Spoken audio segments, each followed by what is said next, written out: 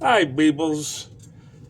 Here we are. We're going to try this one more time. I already did a quarter of this video and a phone call because I'm at work. But it's our slow season, so I don't expect phone calls too often. But we'll see if we can get through this because we're doing the Alice Cooper's latest album, The Revenge of Alice Cooper review.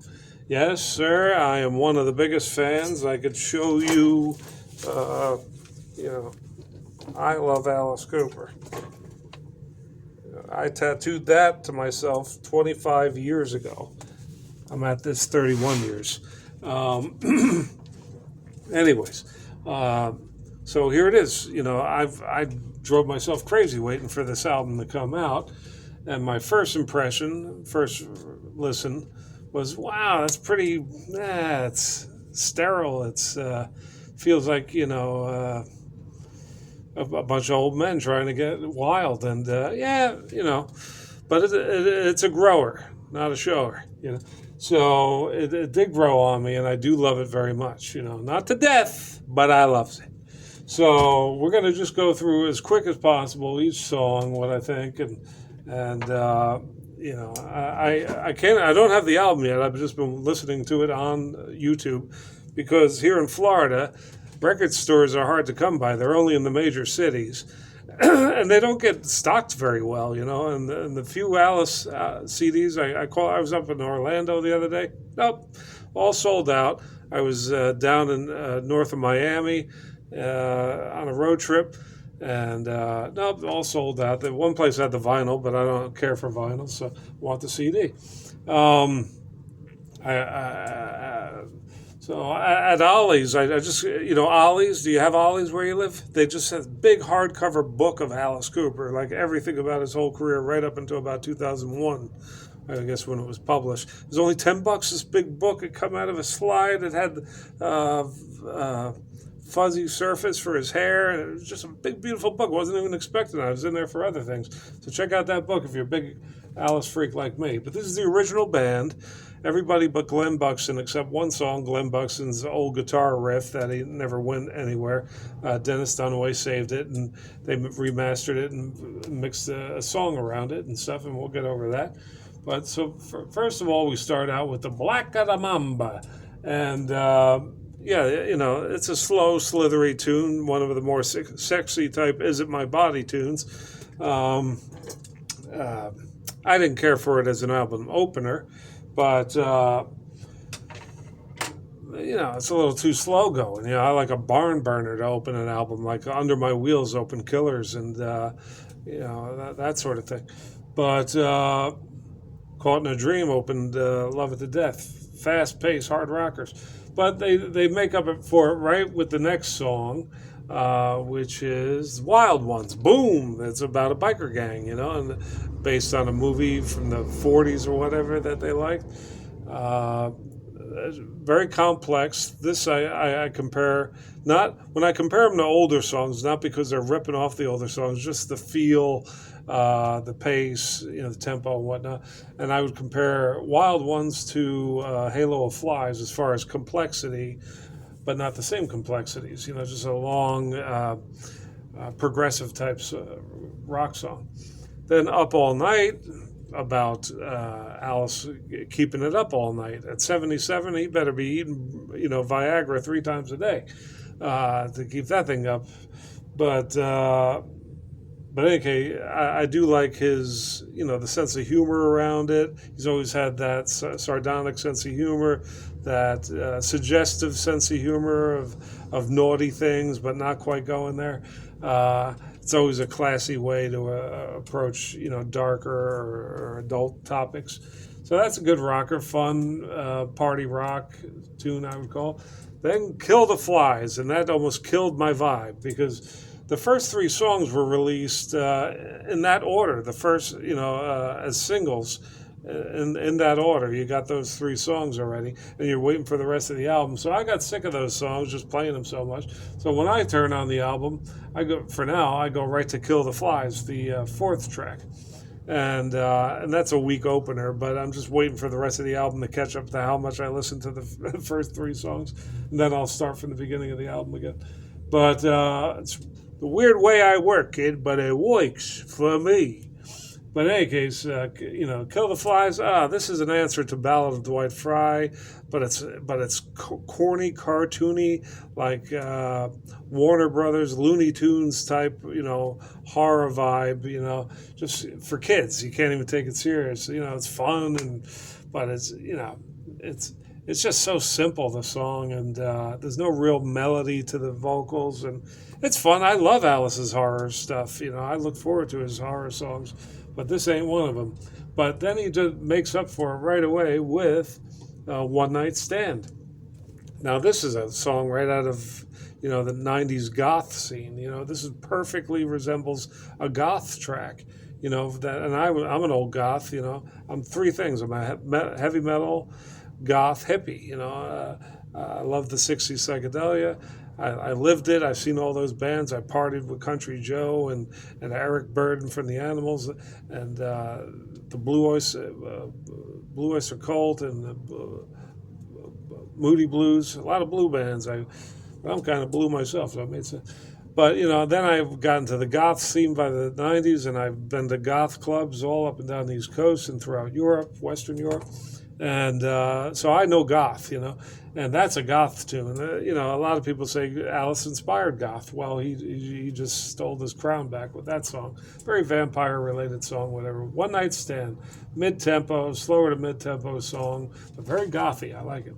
Blood on the Sun, another complex song, more in the vein of, I don't know, Hard-Hearted Alice or something, something a little more bombastic, a little more epic. But Alice really doesn't have the voice for these epic songs that Dennis Dunaway puts together sometimes. But it keeps your attention throughout. It's an interesting song. Blood on the Sun, apparently written all the way back in 1986 or something.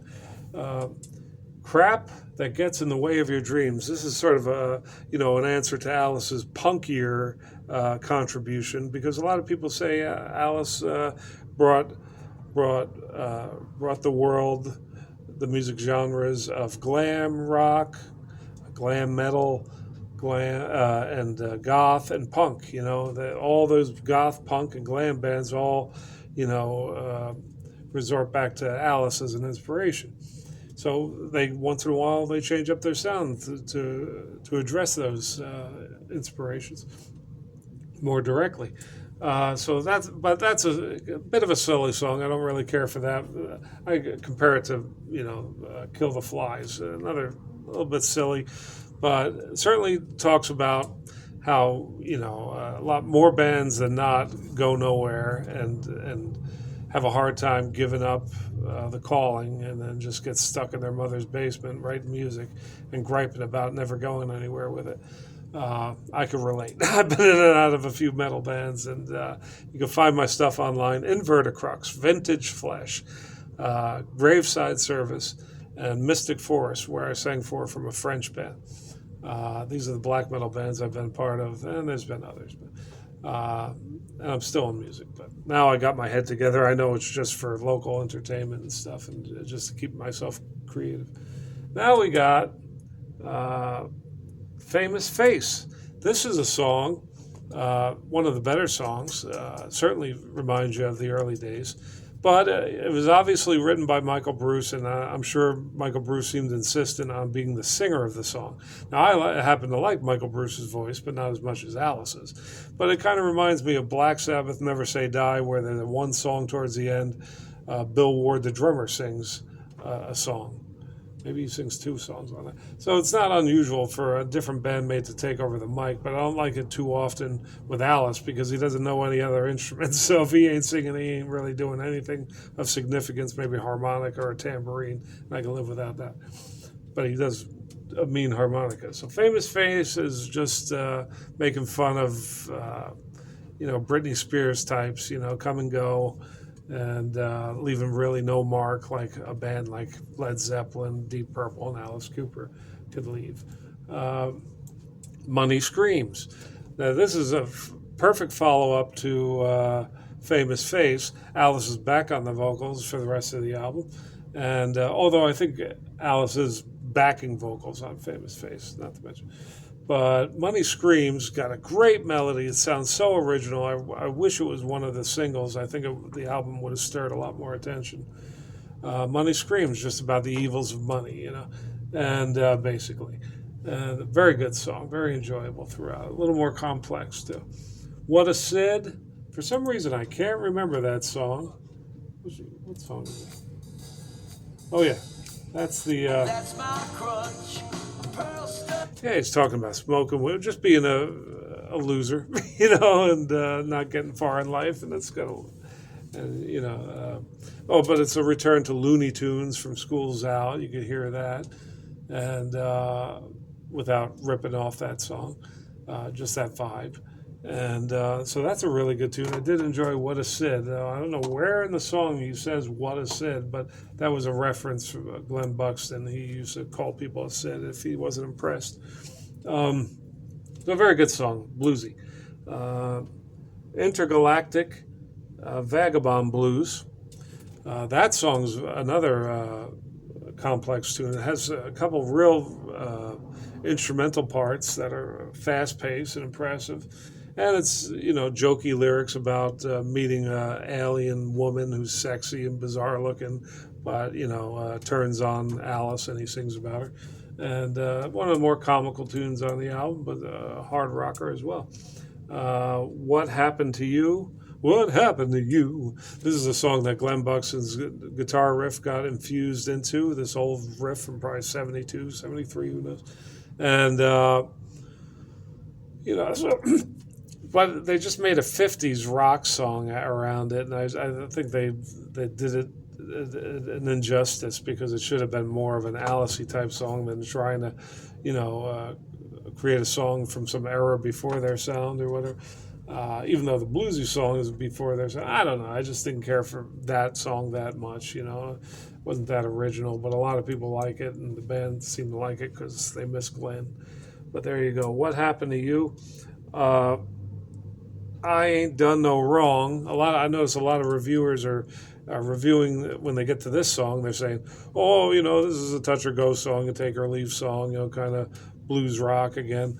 But they're not picking up that it's actually a Yardbirds song, and Alice the band was originally a Yardbirds tribute band in the mid '60s before they found their own sound. And they opened for the Yardbirds once. Great story around that. But so I just think they could have picked a much better Yardbirds song to cover than this. I think there's moody, dark, almost gothy garage rock Yardbirds songs. And this one, no, this is one of the more blues rock, and we already got 3 blues rock songs now. And I don't need no blues in my friggin' Alice. I know Alice and Sabbath, they always dabbled in blues every once in a while, but thank God it wasn't their thing because I'm not a blues rock fan at all. I just tolerate it with my favorite artists. You do it once in a while. So I ain't done no wrong. See You on the Other Side is the album closer, if you don't have the 2 bonus tracks, which were just covers one is an old track from 1970. They polished off, and the other I think is a redo of a '69 intro instrumental. Stuff you could live without, but I got to look for that. Those are the only 2 I haven't heard yet, but I'm sure I'd like them. So See You on the Other Side. That's See You on the Other Side. But that's sort of like the Ozzy song, right? And it's the same idea, And this is Alice's version of that concept. We're not. None of us are going to be here forever, and if I go first, I'll see you on the other side. And definitely emotional and moody and epic kind of song, big long track, and I don't know how long, but looks like 4 minutes. So there you go. That's the new Alice Cooper album. First time with the original band intact for the complete album. There's 4 albums before, 4 solo Alice albums that had the original band for extra tracks, 2 or 3 tracks, just to warm up the audience to the idea that, man, should we do an album together again? Feel the waters, and finally they did, and I'm so happy. I mean, the only thing I'm disappointed about mostly is that Ozzy's passing around the same time was bad timing, because first it was Back to the Beginning show, his last show with Black Sabbath. I was afraid that was going to steal the thunder from this new Alice release. And I was like, oh, it wasn't the same day, coming out on the same day, so good. That shouldn't overtake the Alice thunder. But then Ozzy died, 2-3 days before this album dropped, and everything was all about Ozzy again. And of course, you got to mourn Ozzy. I love Ozzy. My favorite 2 bands are Sabbath and Alice first. So. And I was like, damn, Ozzy's stealing all the, limelight, the attention. Not meaning to, of course, but of course, Ozzy Sabbath always just did a smidge better in popularity than Alice, and that always rubbed me wrong.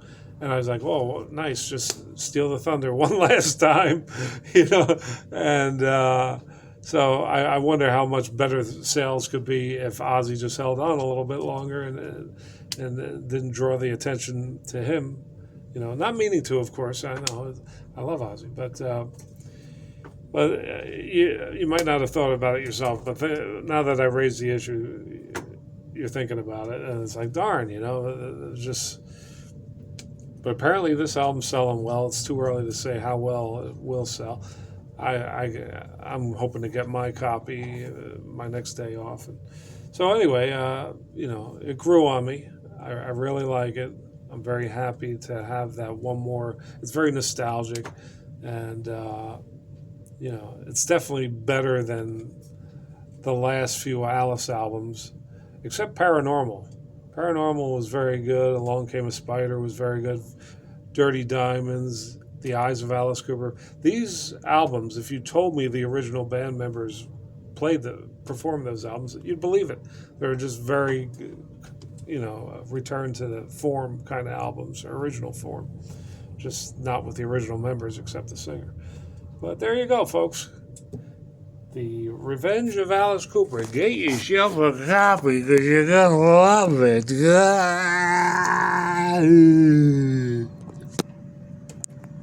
Badoink.